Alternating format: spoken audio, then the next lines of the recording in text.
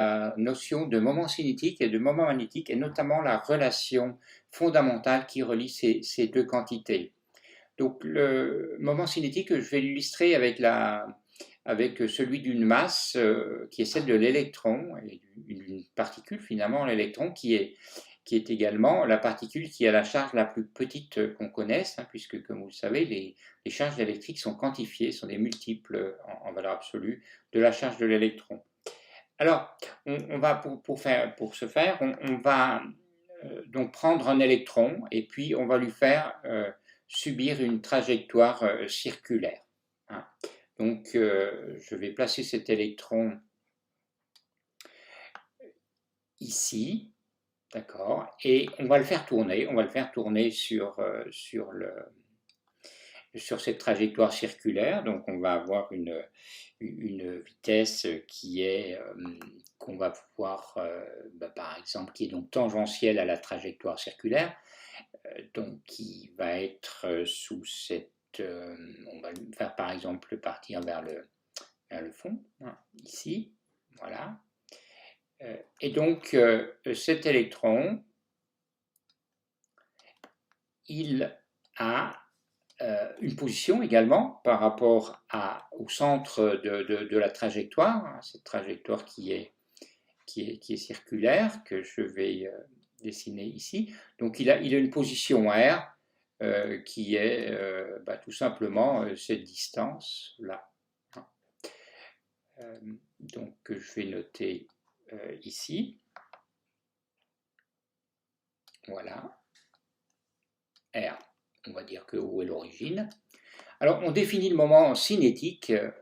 On va le noter, je vais le noter sigma par R vectoriel P. Donc c'est défini par rapport à une origine qui est en l'occurrence le centre de cette trajectoire circulaire de cet électron.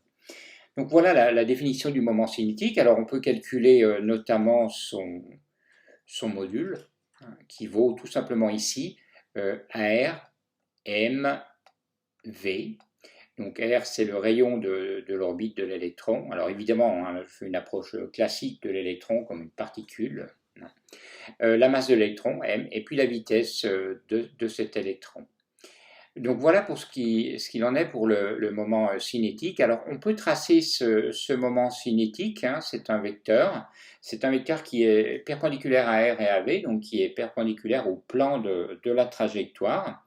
Alors je vais le mettre, alors si vous imaginez que cette trajectoire est en perspective, donc vous avez R vectoriel V, hein, donc si vous appliquez la règle de la main droite ou la règle du tire-bouchon, eh bien, vous allez voir que que vous avez un moment cinétique qui est dirigé vers le haut. Alors attention, la vitesse, là, elle est bien tangentielle à la trajectoire. Par contre, le moment cinétique, il est dirigé vers le haut. Je vais le mettre ici. Et voilà. Alors, mais l'électron, c'est aussi une charge, n'est-ce pas? C'est une charge. Donc, lorsqu'il se déplace, eh bien, il y a un courant électrique, hein, par définition du courant électrique, c'est une variation de charge au cours du temps. Donc, un électron, alors, donc cet électron, il se déplace, on l'a vu, hein, il se déplace comme ça sur la trajectoire, ce qui veut dire que par définition du courant, on a un courant I qui est dû juste uniquement à cet électron qui se déplace, alors ma flèche n'est pas forcément, voilà, qui se déplace vers la gauche, d'accord, comme ça, devant. Donc qui se déplace dans ce sens-là. Alors, donc on peut, quand on a un courant électrique sur une boucle, une petite boucle, on peut définir ce qu'on appelle le moment magnétique. Alors le moment magnétique, on peut le noter mu, on peut le noter m.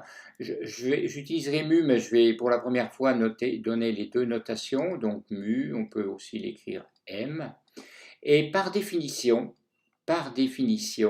ce moment magnétique, c'est I fois S. Alors I, c'est le courant associé qui circule dans la boucle en question, et S, c'est la surface, c'est un vecteur surface qui est la surface perpendiculaire à la boucle. Alors ici, je suppose que la boucle est toute petite. Si vous avez une boucle qui n'est pas plane, il faudra intégrer ces moments magnétiques pour trouver le vecteur surface correct. Donc ce vecteur surface, c'est un vecteur qu'on prend par convention, qu'on oriente avec la règle du tire-bouchon par rapport au sens du courant. Donc si le courant circule comme ça, et que vous faites tourner un tire-bouchon dans ce sens-là, ben, le tire-bouchon il va se déplacer vers le bas, ce qui veut dire qu'on a un vecteur S qui est dirigé vers le bas, et donc comme le moment magnétique est collinaire à ce moment S, à ce vecteur S, eh bien, on a un moment magnétique qui est dirigé vers le bas, ce que je vais essayer de le dessiner ici. Donc on a ce moment magnétique qui est à peu près comme ça. Je vais le mettre là. Bon, en principe, il faudrait le centre sur le point O, mais l'idée ici, c'est de bien montrer le fait que ces deux vecteurs, sigma, le moment cinétique, et mu, le moment magnétique, sont dans des directions opposées. Alors pourquoi ils sont dans des directions opposées? Eh bien, c'est tout simplement dû au fait que l'électron, il a une charge négative en réalité, hein, donc comme vous le savez, donc finalement le courant circule toujours dans le sens contraire de l'électron. Et comme le moment cinétique est fixé par la direction de l'électron, V, hein, et le moment magnétique est fixé par le sens du courant, il y a un signe opposé. Et donc vous voyez que finalement ces deux vecteurs sont toujours opposés, donc ça c'est quelque chose de fondamental.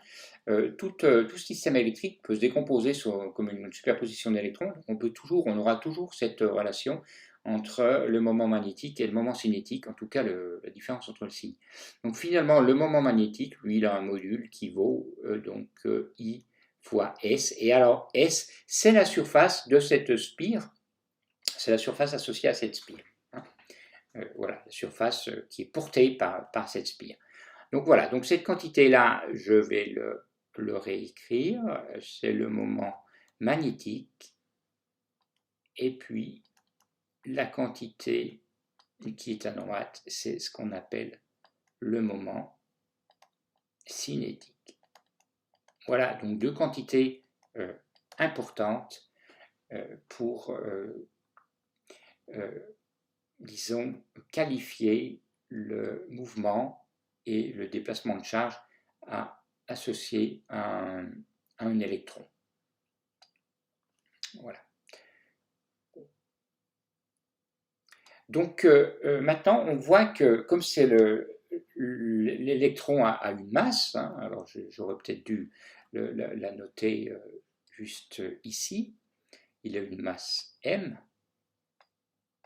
eh bien on peut relier ces deux quantités et on va faire le calcul. Donc pour le moment magnétique déjà, alors le moment magnétique il est défini par le courant et par le vecteur surface. Alors ici, je vais travailler uniquement sur le rapport des modules. Hein. Ce qui m'intéresse, c'est le rapport de mu sur sigma.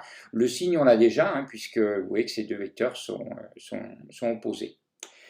Donc I ici, alors vous connaissez la définition du courant, c'est la variation de charge par unité de temps. Hein. Donc là, je travaille en valeur absolue. Hein.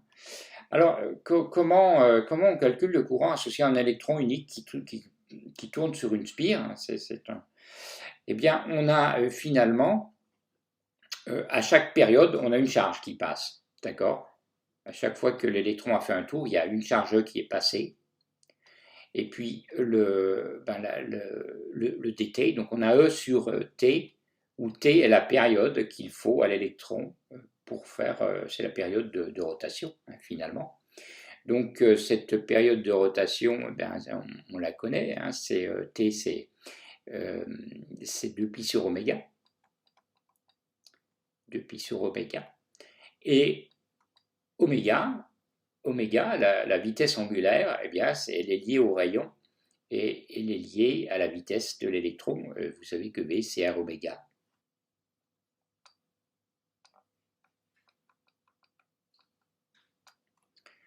Donc, oméga égale V sur R. Hein, donc, voilà, ça nous donne l'expression du courant électrique. Bon. Par ailleurs, la surface, bon, la surface de cette petite boucle, c'est tout simplement pi R2. Ce qui nous donne, pour l'expression du moment magnétique, le produit de ces deux quantités, EV sur 2 pi R fois pi R2. Et vous voyez que ça se simplifie par pi et par R. Et il nous reste EVR sur 2. EVR sur 2. Voilà l'expression du moment magnétique, en fonction de la vitesse de l'électron et puis du rayon de l'orbite. Bon. Alors maintenant pour le moment cinétique, bon, ben, pour le moment cinétique, on avait déjà l'expression ici, hein, c'était assez simple, on a un produit vectoriel avec deux vecteurs perpendiculaires, donc c'était tout simplement le produit des normes des deux vecteurs. Donc on peut maintenant calculer le rapport entre ces deux quantités, mu sur sigma, qui vaut donc EVR sur 2 RMV. Et vous voyez que ça se simplifie par V et également par R. Aussi surprenant que ça puisse paraître. Donc, alors, je vais bien préciser que c'est en valeur absolue, puisque ce sont les deux vecteurs qui sont dans des sens opposés. Et donc, vous voyez qu'on a un demi de E sur M. Et donc, ce E sur M, c'est une quantité fondamentale, en fait. C'est le rapport de la charge de l'électron à la masse de l'électron. C'est vraiment une quantité physique fondamentale. Et on voit que cette quantité fondamentale lie le moment magnétique et le moment cinétique. Alors je peux maintenant réécrire cette expression sous forme vectorielle, hein, tout simplement en mettant un moins, en écrivant ça sous cette forme, mu, c'est égal à moins E sur 2m sigma, où sigma est le moment cinétique de cet électron. Donc voilà un résultat important qui concerne le lien entre ces deux moments.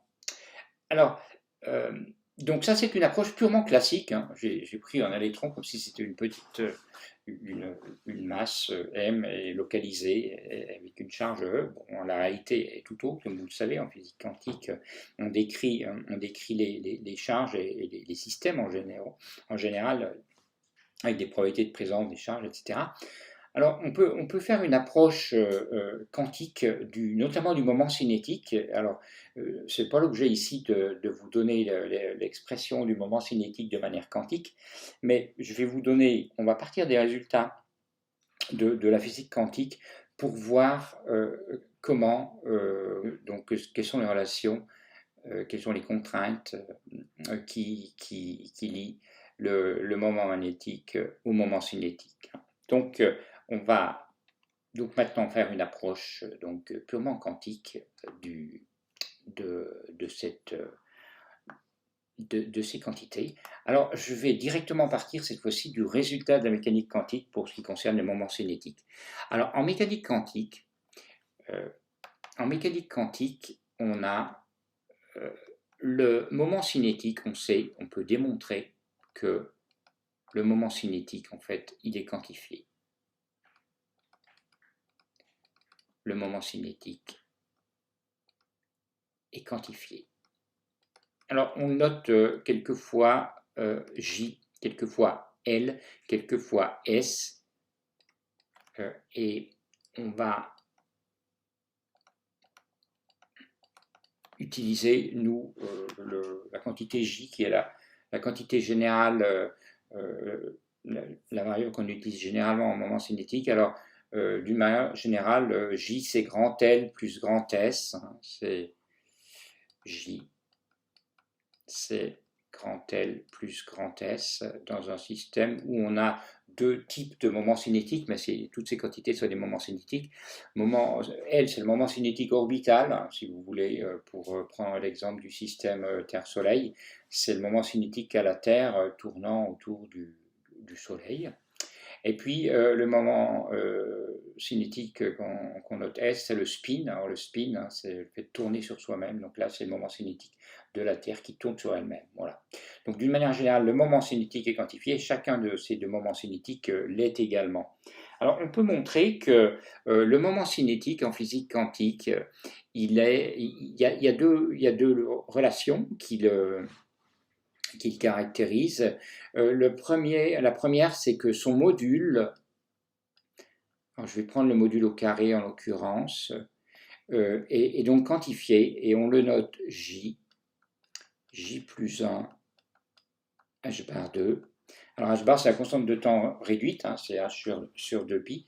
Alors attention, le module de J, c'est, bon ben voilà, je l'ai noté comme ça, c'est les doubles barres avec le vecteur. J, ce n'est pas le module de J. Ce nombre J n'est pas le module de J, du vecteur J. Pour l'écrire autrement, J est différent du module de J. C'est juste une notation, c'est un nombre quantique, hein, c'est une notation qui est pratique. C'est un nombre quantique qui traduit qui est évidemment lié au module, mais qui n'est pas égal à ce module. Et d'ailleurs, vous pouvez trouver le module, hein, le module de J, vous voyez qu'en fait, il fait H bar, racine de J plus 1. Ça dépend du nombre quantique. Alors, ce nombre quantique J, il peut valoir, c'est un nombre qu'on peut trouver, que la physique quantique nous donne pour chaque système, chaque atome notamment, et donc c'est un nombre qui est demi-entier, hein, d'une manière générale, donc J est demi-entier. C'est un demi-entier positif, ou nul, donc 0, 1,5, 1, 3,5, 2, 5,5, etc. Voilà, ce sont les valeurs possibles. Alors ça, c'est la première relation de quantification. On voit que puisque le nombre quantique J est quantifié, ben, le moment cinétique a un module quantifié. Et puis la deuxième relation, c'est qu'en fait, quand on prend un axe particulier, alors par exemple, quand on projette, si on a un système qui tourne autour d'un certain axe, si on projette le moment cinétique, le vecteur J sur cet axe, eh bien la projection est également quantifiée. Donc on va dire que l'axe c'est Z, hein, donc JZ, qui est la composante du vecteur J sur Z, elle est quantifiée également. Il y a un deuxième nombre quantique qui traduit cette quantification, qu'on va noter MJ, ça aussi c'est un nombre quantique. Et en fait, ce nombre MJ, il ne peut pas prendre n'importe quelle valeur, c'est aussi un demi-entier, et c'est un demi-entier qui va de moins J à plus J. Donc moins J plus 1, etc., jusqu'à J moins 1 et J. Alors par exemple, si je prends J égale 3,5, le nombre 3,5, admettons qu'on prenne un système, un atome qui a un J égale 3,5, moment cinétique 3,5, et bien MJ va pouvoir prendre 4 valeurs, moins 3,5 plus 1, c'est-à-dire moins 1,5, moins 1,5 plus 1, 1,5, jusqu'à la valeur de J, 3,5. Donc il va prendre 4 valeurs. Alors ce qui est important ici, c'est bien de préciser que le delta MJ, le saut entre deux valeurs de MJ, c'est 1.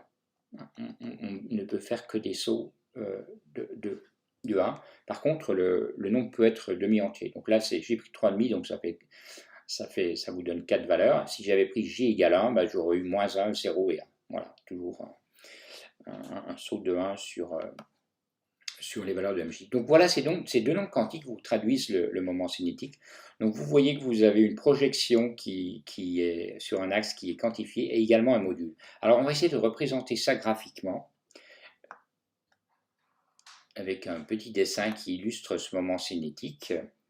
Donc je vais prendre un axe particulier qu'on va noter OZ. Voilà. Et donc je vais prendre une origine ici, on va dire que ça c'est l'axe Z, et je vais dessiner mon vecteur J. Alors, vous voyez que je ne peux pas le dessiner n'importe comment puisqu'il est quantifié. On va prendre par exemple le cas que je viens juste d'illustrer de J égale 3,5. Bon, donc ce que je vois, c'est que son module, le module de J est quantifié, et il vaut cette quantité. Alors je vais le calculer, hein, finalement, le module de ce vecteur J, du moment cinétique, c'est h bar et fois la racine de 3,5 J, facteur de J plus 1, 3,5 plus 1, ce qui fait 5 demi, donc ça vous fait 15 quarts. Donc vous voyez que le module de J, on peut le calculer en fait en proportion de h bar, hein, donc ça fait, comme je vous l'ai dit, 15 quarts, donc ça vous fait un h bar racine de 15 sur 2. Voilà la valeur. Donc ça va correspondre à un vecteur que je vais dessiner ici. Alors on va le centrer. On va le centrer sur l'origine de notre paire. Alors, on va dire par exemple que ce vecteur, il est là. Voilà.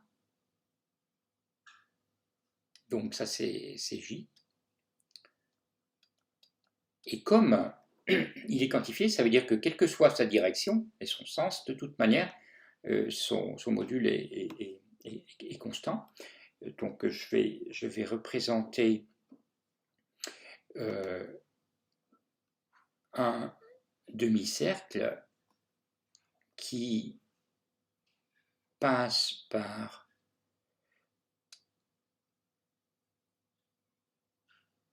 l'extrémité de ce pour montrer que, donc je vais juste faire un demi-plan ici, donc l'extrémité de ce vecteur, elle est sur cette sphère, hein, qui est ici, et donc ça c'est la première chose. Et la deuxième chose, c'est que sa projection, elle est également quantifiée. Donc on va maintenant faire la projection. Donc je vais projeter ce vecteur sur l'axe Z. On va le faire là. Voilà. Donc je vais projeter.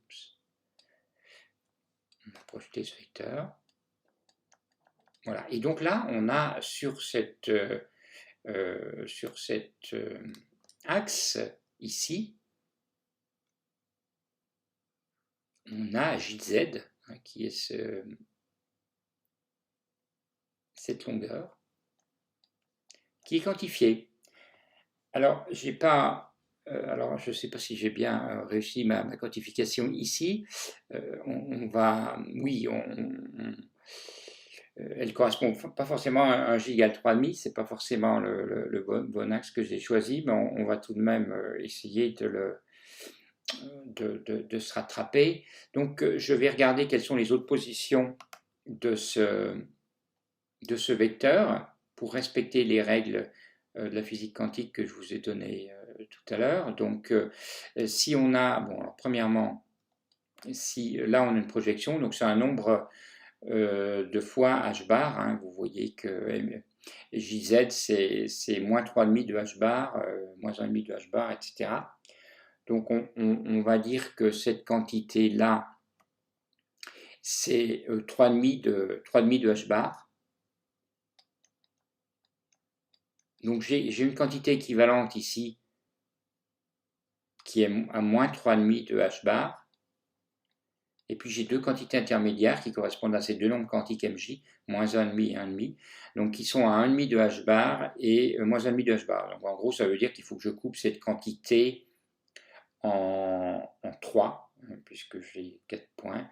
Donc ça veut dire qu'on a à peu près ici h bar sur 2. Alors, je vais peut-être le mettre à droite. Ici, on a moins h bar sur 2.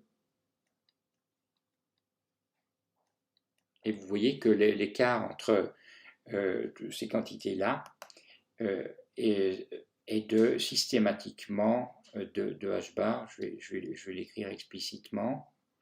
Donc ici, on a ici, alors voilà, on a donc toutes ces longueurs-là, je les coupe en 3 ensuite. Ici, celle-là, donc on a le h bar ici, donc on a une longueur ici qui fait h bar. Ici, on a cette deuxième longueur qui fait h bar, cette deuxième distance, et puis la dernière ici qui fait également h bar. Voilà. Donc, finalement, je peux maintenant représenter le vecteur J, puisque je sais que ces projections sur Z, sur OZ sont forcément arrivent ici. Hein, il y a 4 valeurs possibles. Alors, en réalité, si j'avais fait les choses tout à fait correctement au niveau géométrique, en respectant ce module, il n'y a pas d'autre position. Hein. Ça veut dire que si je fais tourner ce vecteur, j'ai une valeur ici qui est inférieure à 5 demi de h bar. Vous pouvez vérifier que c'est le cas avec ce module, mais bon, je ne l'ai pas fait ici parce que j'ai fait le dessin à main levée. Néanmoins, on va tout de même finir de tracer les possibilités qui sont offertes au moment cinétique en mécanique quantique. Donc il y en a 4, j'en ai déjà représenté une. La deuxième, alors il suffit tout simplement de reprendre ici les projections en faisant l'intersection du h bar sur 2 ici, avec le cercle, hein, de rayons racine de 15 sur 2 h bar 2. Voilà. Et le dernier qui est là. Voilà. Et maintenant, je vais pouvoir représenter ces 4 vecteurs, un après l'autre, ici. Donc, ça, c'est la position du vecteur moment cinétique lorsque mj vaut plus 1,5. Là, j'ai la position lorsque mj vaut moins 1,5. Et puis, là, j'ai la position lorsque mj vaut plus, moins 3,5, pardon. Moins 3,5. Voilà. Donc, on va mettre ces 4 vecteurs ici. Voilà, donc ça veut dire ça que finalement, ce moment cinétique, il est vraiment orienté dans une direction et s'il doit changer pour une raison ou pour une autre, dû à une perturbation extérieure, eh bien, il va faire des sauts brusques. Donc ça revient à dire que finalement, pour le dire un peu simplement, si vous avez une charge qui tourne, qui est associée à ce moment cinétique, si elle tournait par exemple autour d'un axe qui est comme ça, d'un seul coup, elle va se mettre à tourner autour d'un axe qui est un peu qui est différent. Donc on a ici les 4 nombres quantiques qui illustrent les 4 positions de ce moment cinétique qui sont là. mj égale moins 3,5 pour ici, et puis mj égale plus 3,5 plus pour le dernier, la valeur qui est ici. Bon, on a maintenant l'expression du moment cinétique, et donc finalement on peut calculer le moment magnétique parce que comme je vous l'ai montré avant, le moment magnétique il est lié au moment cinétique. Alors on va le réécrire, donc ici ce que je ne vous ai pas précisé vraiment en détail, c'est que ce qu'on appelle sigma comme moment cinétique en mécanique classique, on note plutôt J d'une manière générale en mécanique quantique, mais c'est vraiment la même quantité. Donc finalement, si je veux maintenant calculer le moment magnétique associé à ce moment cinétique, eh bien, mu, c'est moins E sur, vous avez vu, c'est ce fameux rapport E sur M, qui est une quantité importante, moins E sur 2M, moins E sur 2M, et fois le moment cinétique. Alors, en réalité, comme on a fait une approche classique qui est un petit peu simplifiée, en réalité, elle n'est pas exacte en mécanique quantique. Il faut rajouter un facteur ici, qui est un nom qu'on appelle le facteur de Landé ou le facteur de décomposition spectrale. Vous pourrez voir plusieurs noms dans la littérature. Et ce nombre-là, c'est vraiment un nombre purement quantique qui illustre la nature purement quantique de ce système. Je ne vais pas rentrer dans le détail. Ce que je peux vous dire, c'est que pour l'électron, G, c'est 2,00, etc. Il y a un certain nombre de zéros, puis après il y a d'autres nombres. Et on peut calculer ce facteur de Landé pour tout type de configuration. Alors nous ici, on va le laisser sous cette forme G, d'accord. Et donc on va pouvoir maintenant exprimer le moment magnétique par rapport au moment cinétique. Donc j'ai un moins E G sur 2m, sous-entendu la masse de l'électron, fois J. Et vous avez vu que J, eh bien, alors si je projette selon Z, alors c'est ça que j'aurais peut-être dû directement écrire, je vais regarder la composante sur mu Z. Alors, je vais peut-être laisser le moins, et puis je vais travailler de manière algébrique. Donc, je vais juste mettre une barre pour dire que voilà, si c'est négatif, c'est qu'il est vers le bas, et positif, il est vers le haut. Après, on prend la convention qu'on veut. Vous voyez qu'ici, en fait, on a des signes plus pour le MJ lorsque le moment cinétique est vers le haut. Donc, le moment magnétique avec un MJ positif sera vers le bas, à cause du signe moins qui est là. Et puis, mu Z, donc là, j'ai finalement, si je projette sur Z, j'ai JZ, algébrique. Et donc, je peux remplacer ce JZ par sa valeur, donc moins EG sur 2m fois MJ H bar. Voilà, et là, vous avez un nombre quantique. Donc, je vais arranger un tout petit peu cette quantité.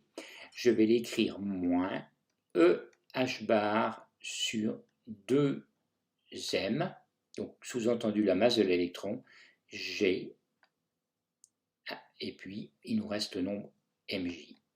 Et vous voyez que ce moment magnétique, il a effectivement plusieurs valeurs également, forcément, qui sont liées à la longueur du vecteur JZ ici, en module.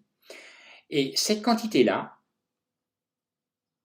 on va l'appeler mu indice B, EH bar sur 2ME. Vous pouvez la calculer, vous avez la masse de l'électron, vous connaissez la constante de Planck, 672 10-34 divisé par 2pi, la charge de l'électron, vous pouvez trouver mu B. C'est ce qu'on appelle le magnéton de Bohr. Le magnéton de Bohr.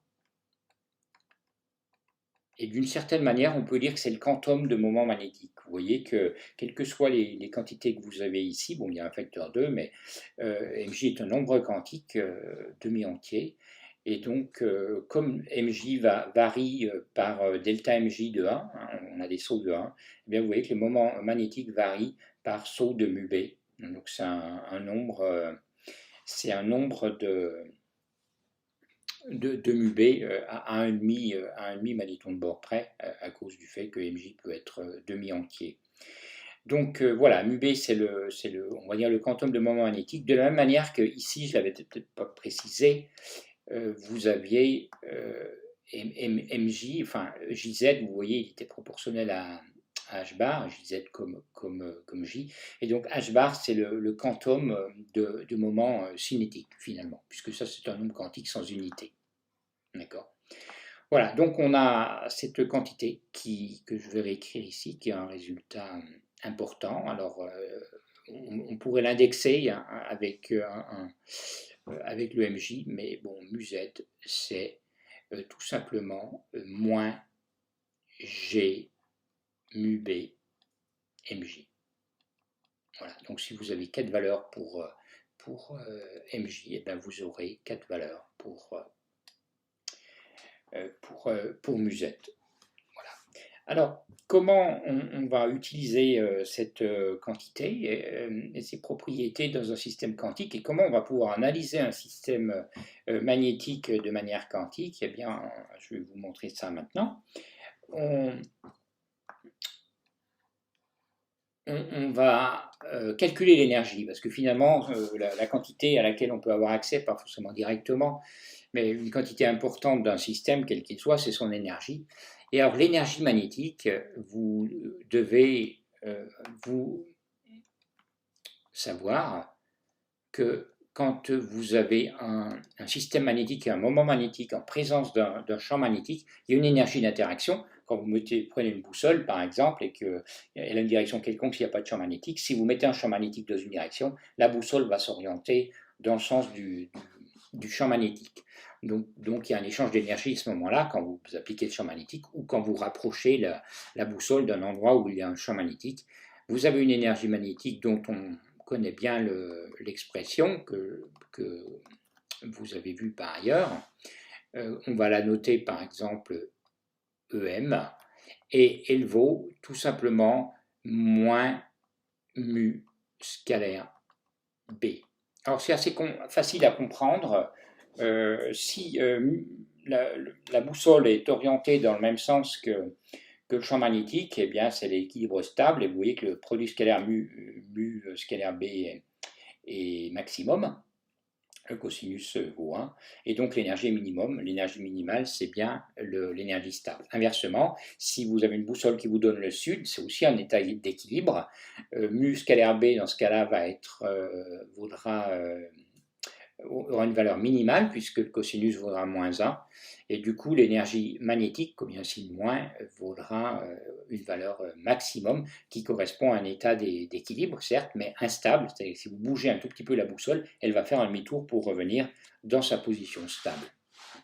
Ouais, donc voilà la manière d'exprimer cette énergie magnétique. Alors j'en profite aussi pour rappeler le couple qui s'exerce quand vous avez une boussole en présence d'un champ magnétique, puisqu'elle tourne, puisqu'elle va s'orienter, c'est qu'il y a un couple, un moment de force qui s'applique sur cette boussole, qui la fait tourner, et c'est aussi un résultat de base de l'électrode de magnétostatique, c'est que ce couple, c'est mu vectoriel P. Vous pouvez vérifier que ça permet à cette boussole de s'orienter ça la fait aller vers l'équilibre stable très naturellement. Alors, si on représente maintenant cette énergie sur un petit diagramme, sachant que les moments magnétiques sont quantifiés, ben on va pouvoir, on en déduit, vous voyez que les énergies sont quantifiées. Les énergies sont quantifiées, et donc je vais pouvoir faire un petit diagramme d'énergie où on peut observer, on peut représenter, sur lequel on peut représenter ces énergies. Donc je vais les mettre comme ça. Voilà, donc il y a, alors on va dire que donc s'il n'y a pas de champ magnétique, de toute manière il n'y a pas d'énergie. Hein.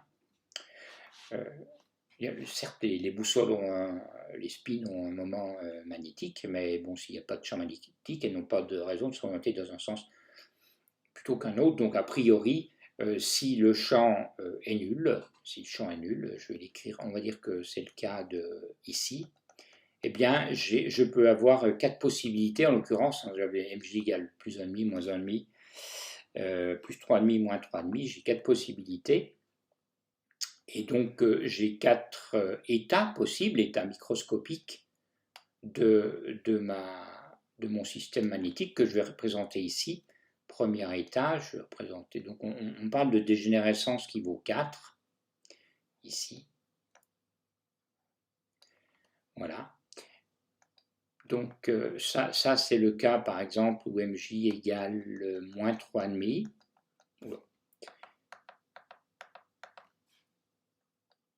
Moins 3,5. Ici on va dire qu'on a moins 1,5, plus 1,5 et plus 3,5. Bon. Alors je vais présenter le moment magnétique. Alors il faut faire attention, il y a un signe moins entre les deux. On a vu que le moment cinétique pour g égale 3,5, il avait un module plus grand. Hein. C'était en projeté, projeté sur l'axe OZ. Donc là j'ai un axe, je fais un mélange entre un axe des énergies, puis également un moment, la direction Z du moment magnétique. Donc ici, pour MJ égale plus 3,5, le moment magnétique, en fait, il est vers le bas, parce qu'il y a un signe moins, il est grand. Et il est grand, donc je vais le représenter avec, on va le mettre ici.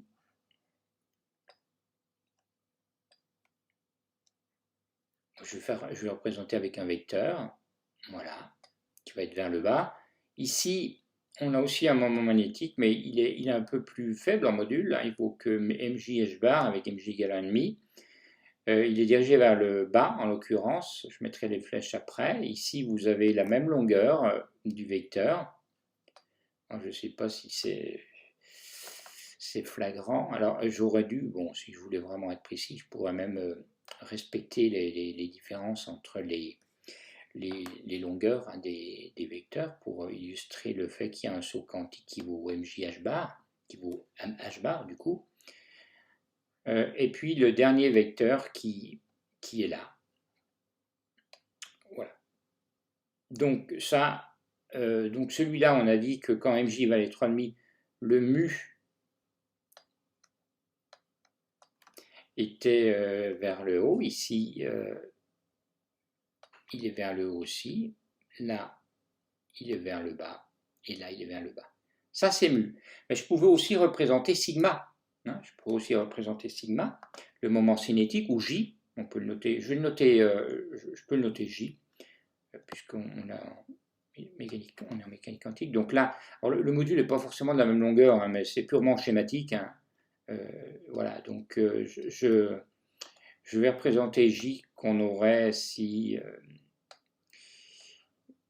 ici, sur chacun de ces états. Donc c'est juste une autre représentation d'un état microscopique de la matière, en l'occurrence. Donc là, le J, il est comme ça. Donc on avait vu qu'un J, MJ également 3,5, ça nous donnait un JZ qui était donc vers le bas. Alors en fait, il est penché. Vous avez vu, il y avait un angle sur mes cercles. Donc là, j'ai plutôt le JZ que je représente. C'est schématique. Voilà.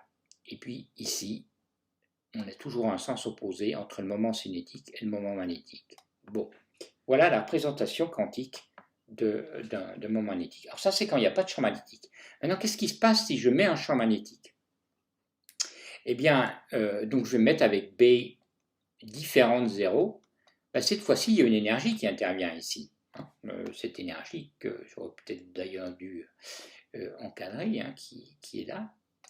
On a une énergie qui intervient, et donc vous voyez que, bon, ici, mu est vers le haut. Alors on va dire que le champ magnétique, on le met vers le haut. Je vais le représenter ici.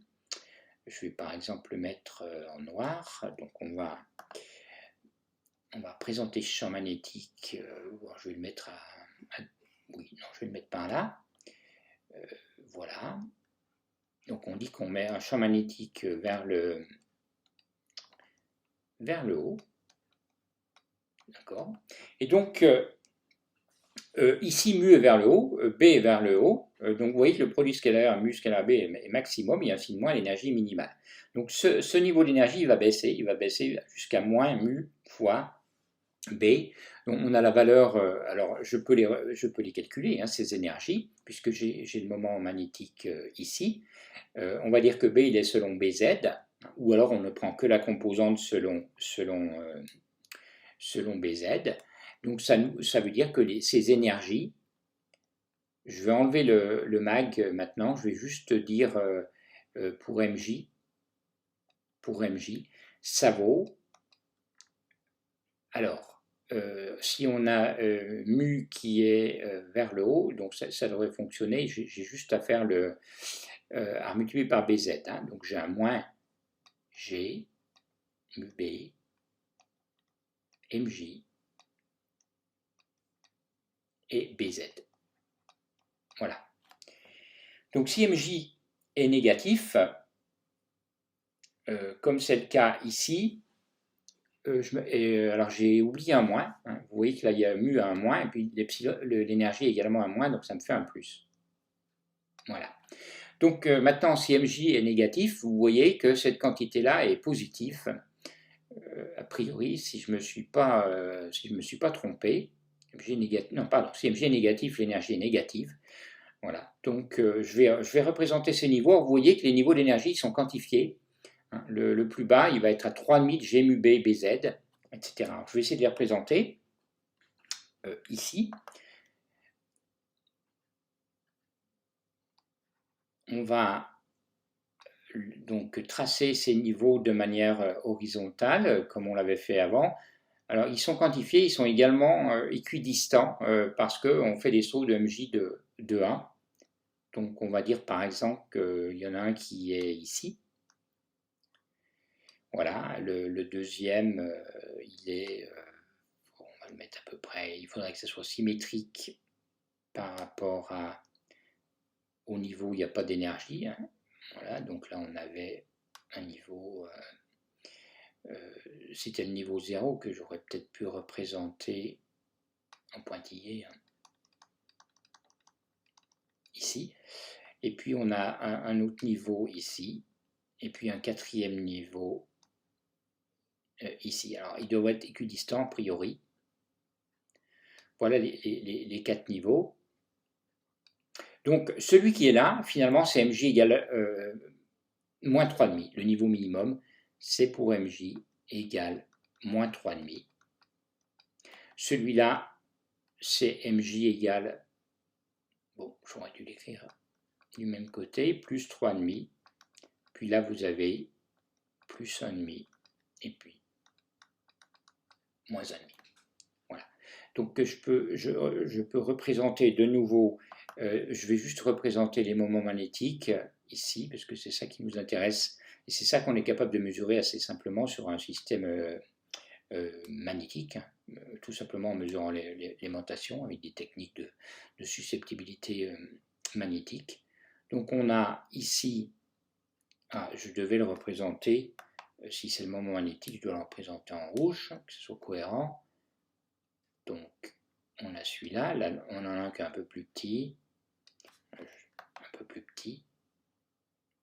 voilà, là aussi, et puis là on en a un qui est plus grand. Bon, voilà. Donc on va remettre donc les flèches. Alors vous voyez que ils sont comme ça. Ça c'est mu. Donc on vérifie. MJ égale moins 3,5. On a une énergie minimale qui vaut G mu B fois moins 3,5 fois BZ qui est là. Et ensuite on a G mu B BZ fois moins 1,5 fois plus 1,5, etc. Et vous voyez que quand MJ égale moins 3,5, le mu est dirigé vers le haut, et quand MJ égale plus 3,5, mu est dirigé vers le bas.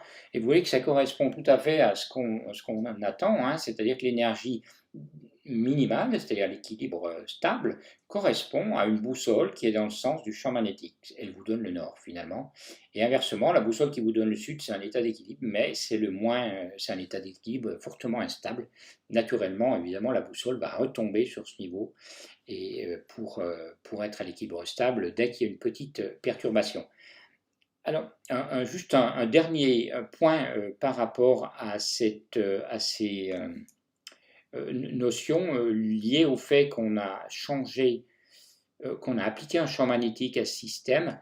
Vous voyez que le niveau finalement d'énergie nulle qui était présent en absence de champ, il y avait finalement 4 états qui avaient la même, énergie nulle. Donc là, on parlait d'une dégénérescence. Ici, pour B égale 0, on a une dégénérescence. Oula, j'ai un peu... dégénérescence G égale 4. Il y a 4 états possibles qui ont la même énergie, nulle en l'occurrence. Et puis après, vous voyez qu'on dit qu'on lève la dégénérescence. En fait, on a vraiment des niveaux d'énergie différents. On lève la dégénérescence ici. On lève la dégénérescence. C'est-à-dire qu'on est capable de distinguer, dégénérescence, on est capable de distinguer les spins tout simplement en appliquant un champ magnétique, et on va pouvoir distinguer quels sont les spins, puisque suivant le spin de la particule en question, l'énergie n'est pas la même. Alors, les niveaux d'énergie, ils étaient là, hein, je ne les ai pas, bon, il faut la illustration horizontale, mais vous voyez qu'ils sont là, il y en a un qui est là, et puis on a une équidistance entre ces trois valeurs. Donc ici on a 3,5 de G mu B BZ. G mu B BZ. Et ici, on a par exemple moins 1,5 de G mu B BZ. Voilà, et moins 3,5 ici. Donc à chaque fois, on a un mu B, G mu B BZ de variation d'énergie entre ces niveaux. Donc on a levé la dégénérescence. Donc pour chaque niveau d'énergie, il n'y a plus qu'un état possible en réalité. Donc voilà, on a une description quantique d'un système en présence d'un champ magnétique. Alors on appelle cet effet que vous voyez, on appelle cet effet l'effet Zeeman. C'est-à-dire que si vous avez un système qui a un spin, eh bien donc un moment cinétique, donc un moment magnétique, on est capable de distinguer distinguer ces états. Par exemple, on peut faire passer de la lumière à une certaine fréquence, telle que h nu correspond à la différence entre deux niveaux, et on peut comme ça sonder les populations du système magnétique, et ça peut permettre de cette manière, de manière optique, de mesurer un champ magnétique, ce qu'on appelle des magnétomètres optiques. Voilà, donc il y a plusieurs magnétomètres qui utilisent cette technique pour mesurer le champ magnétique. Bon, en tout cas, là, on a une description magnétique du système, et là, je l'ai fait pour une particule, hein, qui est un système qui a un moment cinétique J. On peut évidemment ensuite prendre de la matière, une quantité, un volume ou une masse de matière magnétique, et regarder parmi les 4 positions du moment cinétique combien de particules sont dans une position ou dans une autre, et on peut donc faire des statistiques globalement sur le moment magnétique. Et donc c'est à ça que la physique statistique peut nous servir dans ce cas-là. On part d'une description quantique ici, une description quantique du système magnétique, pour trouver les niveaux d'énergie, et à partir de là, on va pouvoir faire des calculs statistiques pour remonter aux propriétés thermodynamiques qui sont celles qu'on va mesurer. Si je prends voilà, un ensemble, un système magnétique, un aimant par exemple, je vais pouvoir mesurer son moment magnétique total. C'est l'information à laquelle j'aurai accès. J'aurai évidemment pas accès simplement au spin, au moment magnétique de chaque atome magnétique qui compose cet aimant.